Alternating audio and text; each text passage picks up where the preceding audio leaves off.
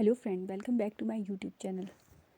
आज हम जो बीएड में हैं वो कुछ क्वेश्चंस आते हैं, ये बहुत ही ज़्यादा इम्पोर्टेंट है, ये पढ़ेंगे।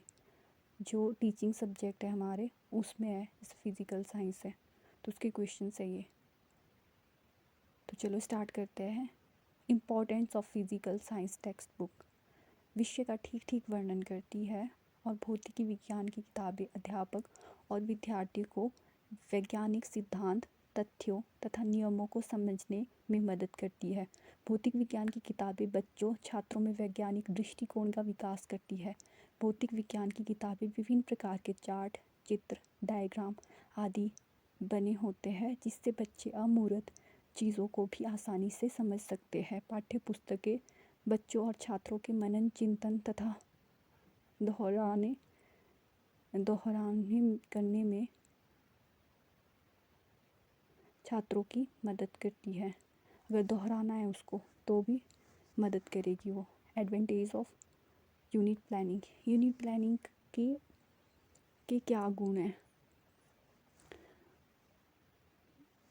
शिक्षक भविष्य की आवश्यकताओं का पूर्वानुमान कर सकता है। योजना में छात्रों की क्रियाशीलता पर अधिक बल दिया जाता है। अध्यापक आवश्यक शिक्षण सामग्री विकसित कर सकता है। इकाई योजना से छात्रों के ज्ञान का विस्तार, कौशलों, रुचियों एवं अभिवृत्तियों का विकास होता है। लेसन प्लानिंग क्या है? लेसन प्लानिंग जो प्लानिंग है या पाठ योजना है, ज्ञानात्मक उद्देश्य का विकास होता है। नंबर 2, शिक्षक आवश्यक पुनरावृत्ति से बच सकता है। नंबर 3, इसमें आगमन और निगमन विधि का प्रयोग किया जाता है जिससे बच्चों को जल्दी समझ आता है। 4, लेसन प्लानिंग पाठ योजना करते समय चार्ट, मॉडल और अन्य दृश्य और श्रव्य सामग्री का प्रयोग किया जाता है जिससे बच्चों को सामग्री को रटना नहीं पड़ता है, उन्हें जल्दी विषय वस्तु पाठ याद हो जाता है। अब है जो टीचिंग एड है फिज़िकल साइंस में, वो इतनी महत्वपूर्ण क्यों है, उसकी इम्पोर्टेंस क्या है? भौतिक विज्ञान में सहायक सामग्री का उपयोग करने में बालक जो ज्ञान पुस्तकों से अर्जित करता है वह उसके मस्तिष्क में स्थायी हो जाता है। नंबर 2, छात्र अमूर्त चीज़ों को भी सहायक सामग्री, दृश्य श्रव्य सामग्री है जो की सहायता से मूर्त रूप में देखता है। विज्ञान के सिद्धांतों, नियमों को बालक आसानी से समझ सकता है यदि भौतिक विज्ञान में सहायक सामग्री का प्रयोग होता है। इसकी इम्पोर्टेंस क्या है टीचिंग एड्स की? अर्थयुक्त अनुभव होता है, स्पष्टीकरण होता है, पिछड़े बालकों के लिए सहायक होता है, कल्पना व निरीक्षण शक्ति का विकास होता है और रटने को वो कम करता है। रेमीडियल टीचिंग उपचारात्मक शिक्षण एक ऐसा कार्य है जो विद्यार्थियों की सामान्य या विशिष्ट अधिगम कमजोरियों को ख़त्म करने के लिए किया जाता है। जो बालकों में कमजोरियों या उसमें कठिनाइयों हो रही है उससे क्या है निदान किया जाता है। ये निदानात्मक प्रक्रिया के द्वारा ही किया जाता है। यदि विद्यार्थी को किसी प्रकरण में कठिनाई या कमजोरी हो रही है तो बालकों के लिए उपचार प्रारंभ किया जाता है। उपचारात्मक परीक्षण समूह में दिया जाता है। यदि पूरी कक्षा को ही किसी प्रकरण में समस्या है और यदि किसी एक विद्यार्थी को किसी प्रकरण में समस्या कठिनाई है तो उस समय सिर्फ एक विद्यार्थी को ही उपचारात्मक शिक्षण दिया जाता है। टीचिंग एड्स है क्या, उसके बारे में पढ़ लेते हैं।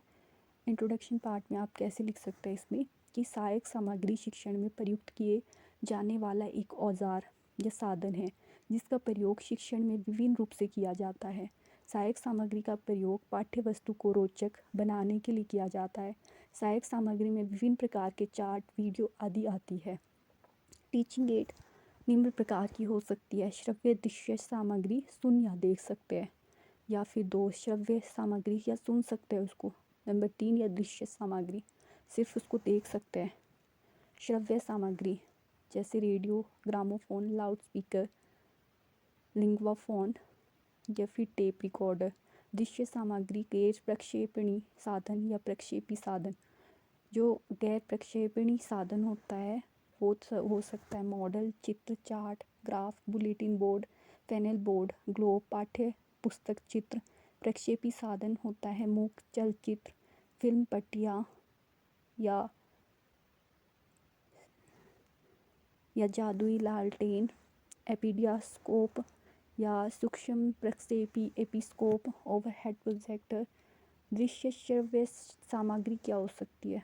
दूरदर्शन, बोलते चलचित्र, रेडियो टेलीविज़न जो रेडियोविज़न है, सिंक्रोनाइज कठपुतली प्रदर्शन, ये सारे क्या है? दृश्य श्रव्य सामग्री है।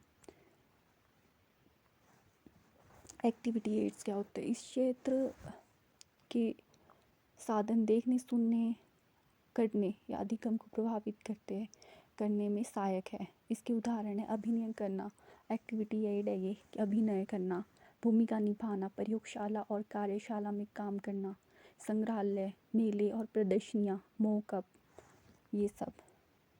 सहायक सामग्री का प्रयोग शिक्षण में अत्यधिक किया जाता है, क्योंकि जो ये श्रव्य दृश्य सामग्री है वह शिक्षण को प्रभावशाली बनाते हैं। जैसे एक प्राचीन कहावत भी है कि एक बार देखना 100 बार बनाने से अच्छा है।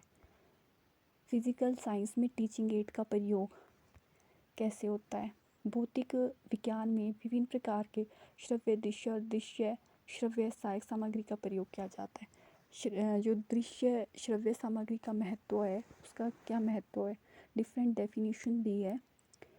तो जैसे विटिज और शूलर के अनुसार दी गई है, श्रव्य दृश्य विधियाँ और वस्तुएं भावपूर्ण सीखने, प्रबल छात्र रुचि, उत्साह तथा विद्यालय में सफलता के लिए अति आवश्यक है।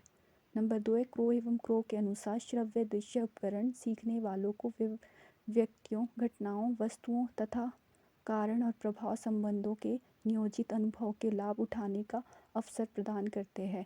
इम्पोर्टेंस क्या है टीचिंग एड्स की? प्रेरणा प्रदान करते हैं, क्रिया का सिद्धांत है, स्पष्टीकरण है, मानसिक विकास होता है। इम्पोर्टेंस क्या है? शारीरिक विकास होता है इससे, अर्थयुक्त अनुभव होता है, रटने को कम करता है, शब्दावली में वृद्धि होती है। और क्या होता है इससे? इम्पोर्टेंस जो फिज़िकल साइंस में इसकी क्या है?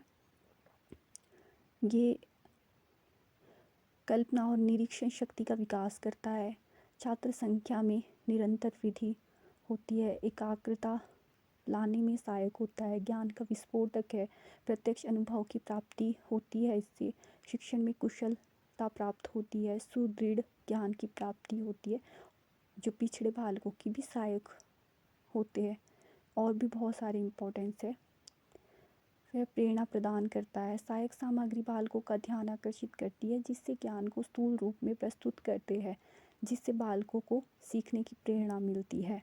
क्रिया का सिद्धांत, सहायक सामग्री के प्रयोग से बच्चे वाद विवाद करते हैं और इंद्रियों के उत्तेजित होने से कठिन बातों को भी खेल में सीख लेते हैं।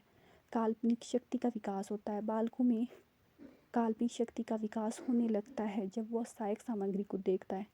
4 प्रत्यक्ष अनुभव की प्राप्ति, अमूर्त चीज़ों को भी बालक सहायक सामग्री को प्रत्यक्ष रूप में मॉडल द्वारा सीखते हैं, जिससे उसे प्रत्यक्ष अनुभव मिलते हैं। कंक्लूजन क्या है? सहायक सामग्री भौतिक विज्ञान में बहुत उपयोगी होती है। सहायक सामग्री को देखकर और सुनकर बच्चों का ज्ञान स्थायी हो जाता है और उनमें नए विचार आ जाते हैं। अमूर्त चीज़ों को मूर्त चीज़ में समझने में उनकी शक्ति का विकास होता है। क्वेश्चन है मूल्यांकन क्या है? तो इंट्रोडक्शन पार्ट से शुरू करेंगे। मूल्यांकन का अर्थ है सामान्यतः किसी वस्तु, विचार, पद्धति आदि को आंकने की प्रक्रिया के रूप में लिया जाता है, परंतु परीक्षा में इसे तकनीकी रूप में प्रस्तुत किया जाता है। पहले शिक्षा शब्द का केवल पढ़ने और लिखने से संबंधित माना जाता था, परंतु अब बच्चों के संपूर्ण विकास, उसके व्यक्तित्व के विकास में आवश्यक जानकारी ली जाती है। मूल्यांकन की कुछ परिभाषा है जो इस प्रकार है। दांडेकर के अनुसार मूल्यांकन क्रमबद्ध से हमें यह बताता है कि बालक ने किस सीमा तक उद्देश्य को प्राप्त किया है। रेमर्स और गेज, मूल्यांकन के अंदर व्यक्ति या समाज अथवा दोनों की दृष्टि से उत्तम है अथवा वांछनीय है उनको मानकर चला जाता है। असेसमेंट क्या है? असेसमेंट है शिक्षा का लक्ष्य विद्यार्थियों को समाज के लिए उपयोगी और जिम्मेदार बनाना होता है, किंतु समाज के प्रत्येक क्षेत्र में हो रहे व्यवसायीकरण या वाइडर में जो शिक्षा पर प्रत्यक्ष और अप्रत्यक्ष दोनों की ही रूप में प्रभाव पड़ता है। दिन प्रतिदिन माता पिता की अपेक्षाएं बढ़ रही है। आकलन सीखने का एक साधन है, यह अधिगम प्रक्रिया का एक अंग है जो किसी भी शिक्षा को समझने में सहायता प्रदान करता है कि उसका शिक्षण किस प्रकार होना चाहिए। आकलन का उद्देश्य विद्यार्थियों की प्रकृति के बारे में निर्णय लेना, अनुदेशन की समाप्ति पर विद्यार्थियों के अधिगम का मूल्यांकन करना। अब बात कर लेते हैं डिफरेंस क्या है असेसमेंट और मूल्यांकन। जो आकलन है और मूल्यांकन है उसमें क्या अंतर है। आकलन एक निदानात्मक प्रक्रिया होती है जबकि मूल्यांकन एक निर्णयात्मक प्रक्रिया होती है। आकलन सतत प्रक्रिया है जबकि मूल्यांकन अंत में होता है, तो अंत की प्रक्रिया है। आकलन में शिक्षक व शिक्षार्थी दोनों ही प्रभाव भूमिका होती है जबकि मूल्यांकन में सिर्फ कर्ता प्रभावी होता है। आकलन निरपेक्ष होती है जबकि मूल्यांकन सापेक्ष होती है। आकलन प्रक्रिया आधारित होती है जबकि मूल्यांकन उत्पाद आधारित होती है। आकलन सुधारात्मक सुझाव पोषण प्रदान करता है जबकि मूल्यांकन केवल आउटपुट के बारे में बात करता है। टाइप्स ऑफ इवैल्यूएशंस की बात कर ली, फॉर्मेटिव और समेटिव इवैल्यूएशन, निर्णयात्मक मूल्यांकन और संकल्पात्मक मूल्यांकन। निर्णयात्मक एवं संकल्पात्मक मूल्यांकन। निर्णयात्मक मूल्यांकन का अर्थ है अनुदेशन के दौरान विद्यार्थियों का मूल्यांकन शिक्षण अधिगम उद्देश्य को भली भांति निश्चित करने के बाद पाठ पढ़ाना और शुरू कर दिया जाता है। निर्णयात्मक आकलन पाठ के अंत में तथा जिसे 4 बार F1, F2, F3, F4 साल में इस प्रकार किया जाता है, जबकि संकल्पात्मक मूल्यांकन साल में 2 बार किया जाता है। जो निर्णयात्मक है वो इस प्रकार से किया जाता है साल में F1, F2, F3 और संकल्पात्मक मूल्यांकन साल में 2 बार होता है। कंक्लूजन में लिख सकते हैं मूल्यांकन आकलन दोनों ही महत्वपूर्ण पक्ष है जिससे बच्चों का संपूर्ण विकास किया जाता है। जैसे CCE में कहा गया है बच्चों का मानसिक, शारीरिक और सभी प्रकार के विकास की बात की गई है। और आकलन 2 प्रकार का होता है, निर्णयात्मक और संकल्पात्मक। Thank you.